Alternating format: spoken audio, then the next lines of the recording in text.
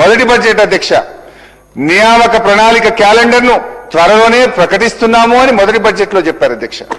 రెండో బడ్జెట్ అధ్యక్ష, రెండో బడ్జెట్లో గత ప్రభుత్వం నది దాటే వరకు ఓడమల్లయ్య, దాటిన తర్వాత బోడమల్లయ్య అనే విధంగా ప్రవర్తించిందని మమ్మల్ని విమర్శించారు రెండో బడ్జెట్లో అధ్యక్ష. మరి ఈ బడ్జెట్ వచ్చేసరికి 26-27 అధ్యక్ష. ఈ బడ్జెట్లో నిరుద్యోగుల ఊసే లేదు, జాబ్ క్యాలెండర్ జాడే లేదు, దాని ప్రస్తావనే లేదు అధ్యక్ష.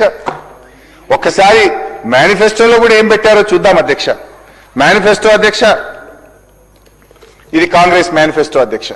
ఈ మేనిఫెస్టోలో అధ్యక్ష హైదరాబాద్ నుండి యూత్ డిక్లరేషన్ అనే ఒక పెద్ద పుస్తకం అయితే విడుదల చేశారు అధ్యక్ష.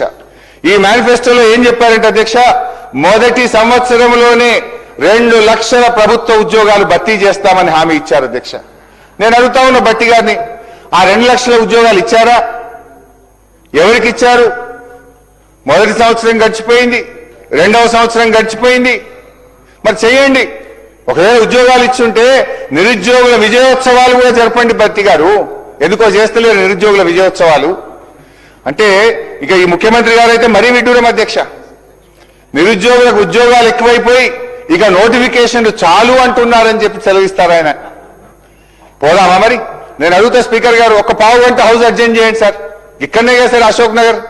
భట్టి గారు మేము అందరం కలిసి అశోక్ నగర్ సెంట్రల్ లైబ్రరీకి పోయి అడుగుదాం. మరి నిరుద్యోగులు నోటిఫికేషన్లు చాలు అంటున్నారా? మీరు ఇచ్చిన ఉద్యోగాలతో వాళ్ళు సాటిస్ఫై అయ్యారా? వాళ్ళ మాటలు ఏందో ఒక్కసారి పోయి వినొద్దాం. ఎందుకు అధ్యక్ష ఈ రకంగా నిరుద్యోగ యువతి యువకులను వంచిస్తారు అధ్యక్ష?